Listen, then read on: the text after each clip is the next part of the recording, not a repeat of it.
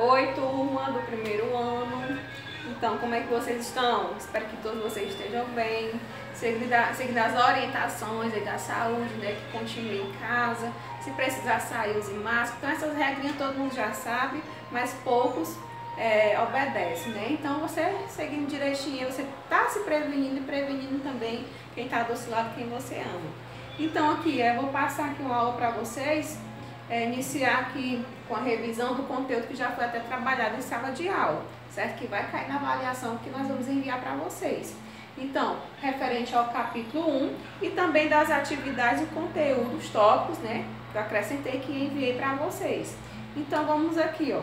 Capítulo 1. O que é isso? O ser e a ética. Como é que você se comporta diante de uma dúvida, né? Será que você está sendo ético? Será que você se comporta de maneira crítica, de maneira reflexiva, né? Então, tudo que causa dúvida vai mudar aí o seu comportamento para que você retire sua dúvida, né? Então, aqui, o espanto e domínio. Isso aqui também eu já falei para vocês, né? Tudo na vida da gente que causa um espanto, né? Faz a gente refletir, faz a gente pensar, ou seja, filosofar, né? Você vai ficar ali um momento reflexivo, você vai querer saber por que aquilo ali está acontecendo, né? Já pedi para vocês fazer uma produção de texto com vocês contando alguma situação que aconteceu em sua vida que causou um espanto, que fez você parar para refletir, né? Então, quero agradecer os alunos que enviaram essa atividade que eu pedi, eu li todas e eu gostei muito, tá certo? Então foi um momento ali de reflexão, para vocês relembrar o que tinha acontecido, né? Então, todo questionamento ele vai partir de um espanto. Por que isso é assim, né?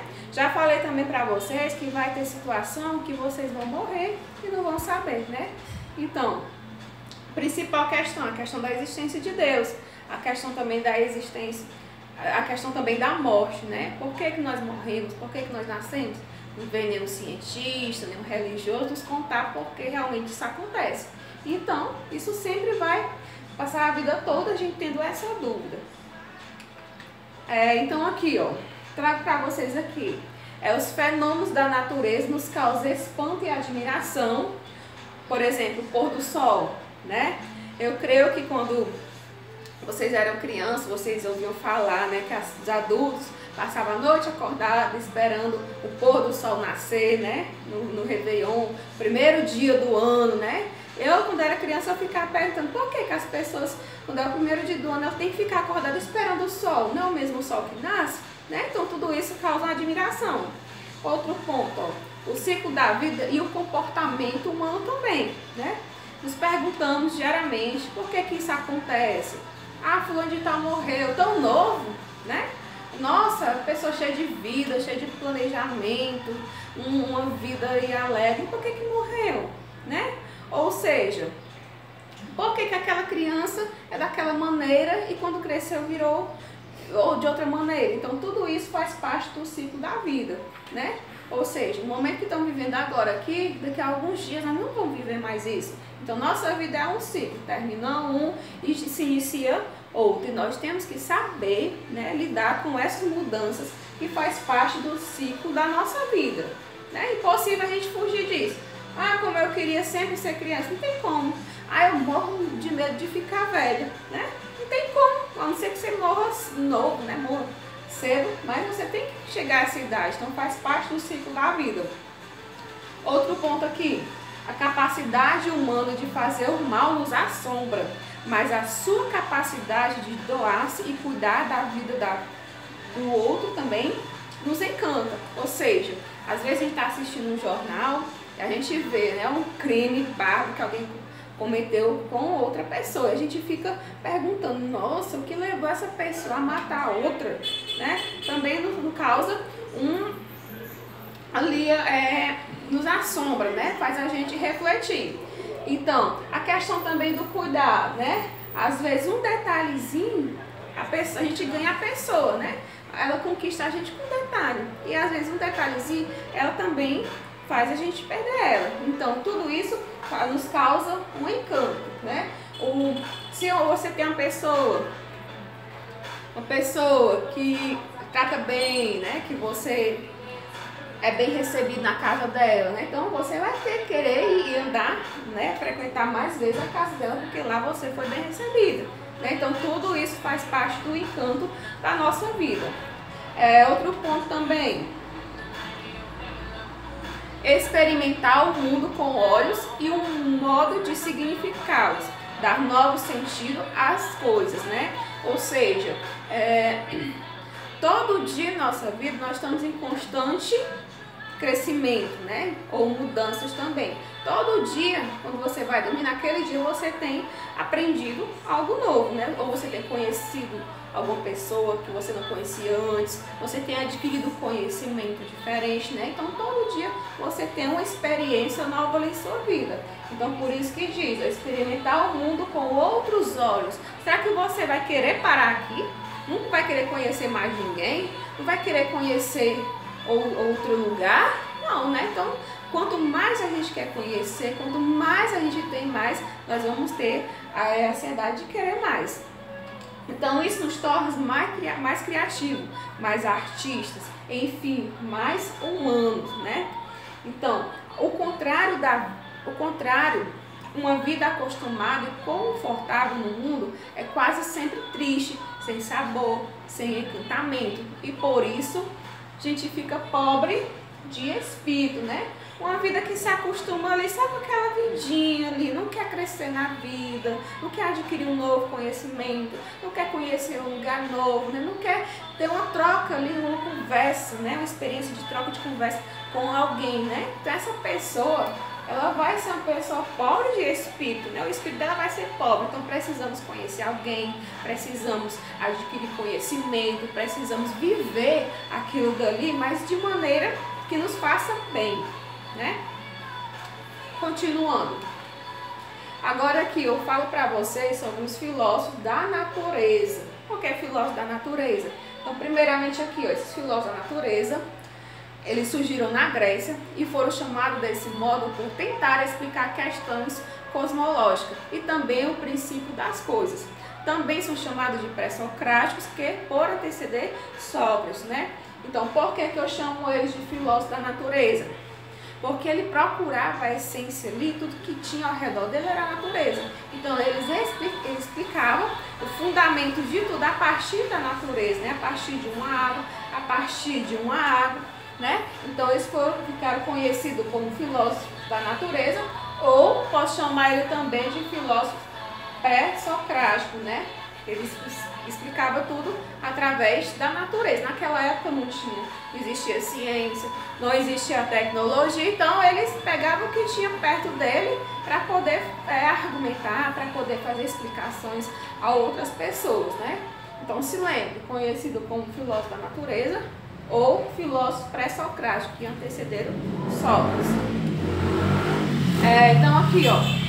O movimento que fazia a natureza, que é chamado de kinese, explicaria como o mundo se transforma permanentemente, certo? Então eu tenho aqui alguns filósofos naturalistas, da natureza, ou posso chamar ele também pré-socrático, né?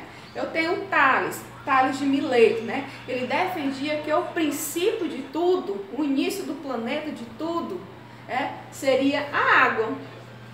Então, eu tenho também outro filósofo, Anaximenes, que ele defendia que o princípio de tudo seria o ar ou então o frio.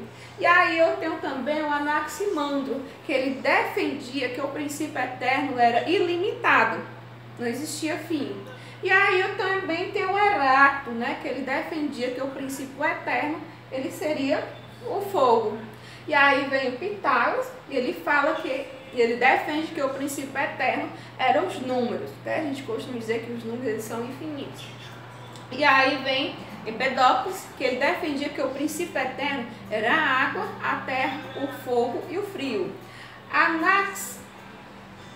Anaxágoras defendia que o princípio eterno eram as sementes, enquanto Leucipo e Demócrito defendia que o princípio eterno era por meio dos átomos, né? Os átomos são moléculas que eles defendiam e afirmavam que o princípio de tudo seria esses átomos. Então aqui falei para vocês alguns filósofos conhecidos como da natureza, né? Então ele pegava o fundamento da natureza para explicar o princípio, né? O fundamento de tudo. Ainda hoje a gente questionamos quem foi que criou o mundo. A religião defende que foi Deus, né? Porque na Bíblia tem, Deus criou o mundo, passou tantos dias e tal. E a ciência não, ela já tem outra contradição, ela conta outra versão. Agora falar aqui sobre a unidade e a variabilidade da natureza. Então, o que é essa unidade e essa variabilidade da natureza? Então passo para vocês. A unidade da natureza ocorre em sua essência, certo? A essência da natureza, ou seja, algo acontece ali de forma mais natural possível. Uma plantinha, ela nasce ali sem ninguém plantar. Então, o exemplo que eu falei aqui está relacionado à unidade da natureza. E a variabilidade da natureza ocorre quando ela é alterada por meio de intervenção humana, onde tudo muda, ou seja, né, desmatamento, que acontece muito, né? Quando o ser humano ele polui ali a natureza, quando ele polui um rio, então tudo isso faz parte da variabilidade da natureza, certo? Quando o ser humano ele está ali modificando a natureza, ao mesmo tempo ele está prejudicando também. A natureza em sua essência faz com que sejam preservados seus bens naturais, sendo eles encontrados na natureza. Então, outro tópico aqui que faz parte do capítulo 1 é a questão do pensamento místico, certo? Então, os mitos, né? Mitos, palavrinha de origem grega, eram narrativas orais apresentadas na forma de poemas musicados. Quem era que fazia esses poemas musicados? Eram eles aqui, ó, conhecido como poeta-cantor, que era conhecido também como Eado, que contava histórias tradicionais ligadas à origem de tudo ou à condição do ser humano no mundo, né? Então, esses poeta-cantor, conhecido também como Eado, que era conhecido lá na Grécia Antiga por esse nome, ele contava histórias, né, ligadas à origem do universo. Então, por isso que originou o mito, né? A gente veio falar muito sobre a mitologia grega. Com os mitos, procurava-se explicar o princípio do mundo e a formação do universo, a origem dos deuses e também os acontecimentos que afetavam o ser humano, né? Por que essa maneira aqui de afetar o ser humano, né? Por que o ser humano morre? Por que ele nasce? Então, ele explicava através de histórias, de mitos, né? A gente sabe que mito é algo ali que não acontece no real. Então, assim, os mitos eram narrativas teogonias ou cosmogonias, que de alguma forma ordenava a realidade. Então, só para repetir aqui, corrigir. Então, assim os mitos eram narrativas teogônicas ou cosmogonias, que de alguma forma ordenavam a realidade, né? Teogonias é o que? Significa ali o princípio de todas as coisas através da criação de Deus, né? Ou seja, está relacionado à religião. E cosmogonia está relacionado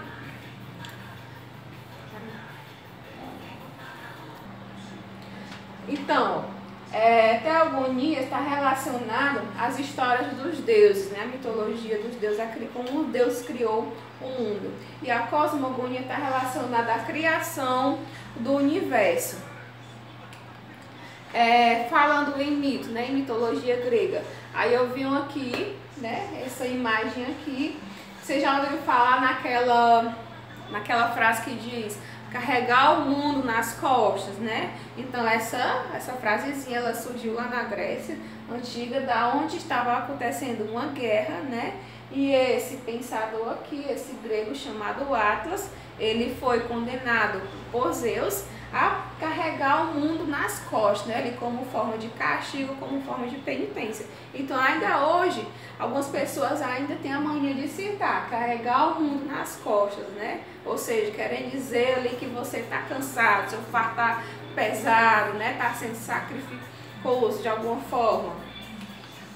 Então, na Grécia Antiga, a forma mística de explicar o mundo entrou em declínio com o desenvolvimento econômico e cultural das cidades e estados, né? Então, a partir do momento, a gente sabe que lá na Grécia Antiga era dividido, né, em cidades e estados, a partir do momento em que estava recebendo outras pessoas de outras culturas diferentes, num certo momento ele estava tendo um conhecimento. Então fez isso romper com o mito lá na Grécia Antiga, certa parte do desenvolvimento econômico, cultural das cidades antigas, das cidades-estados.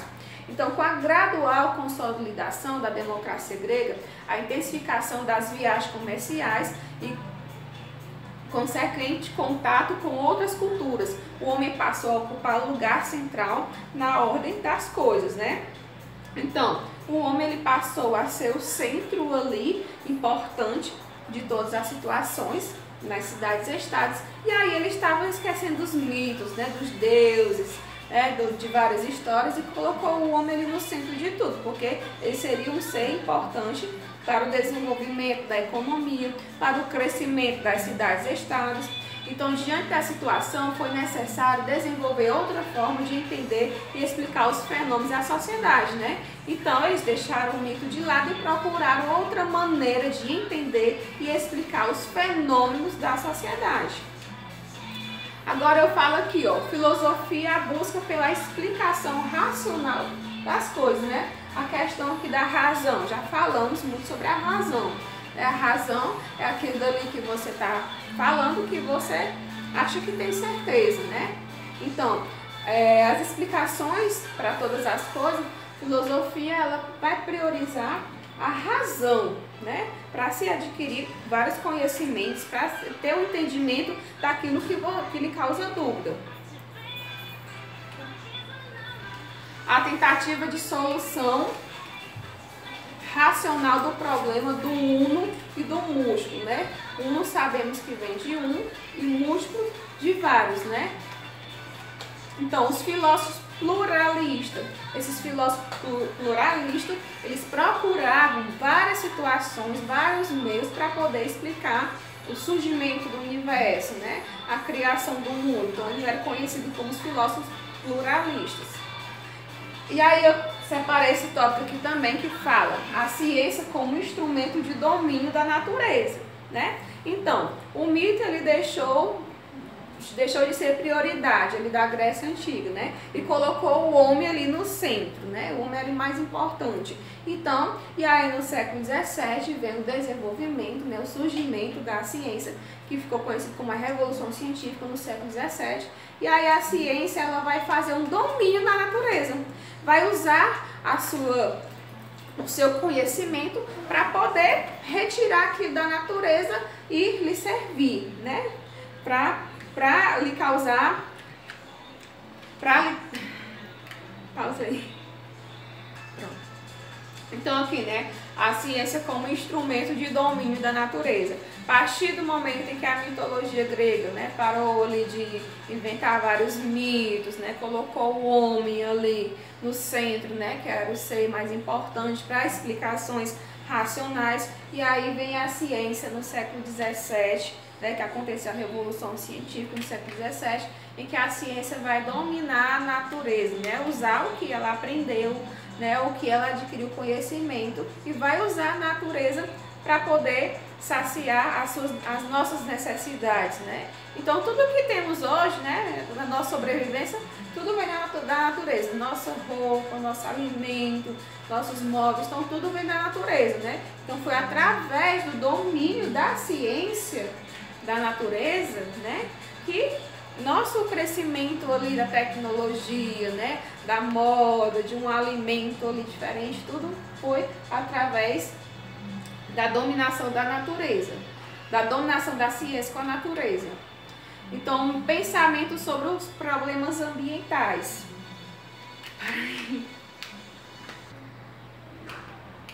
Tava aqui, né? Vai, deixa aqui agora. Então, pessoal, por hoje, vamos ver só até aqui, certo? Ainda estou recebendo as atividades, para quem não me enviou ainda, estou aguardando.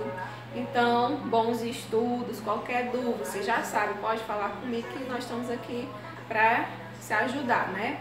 Então, um beijo para todos e até a próxima.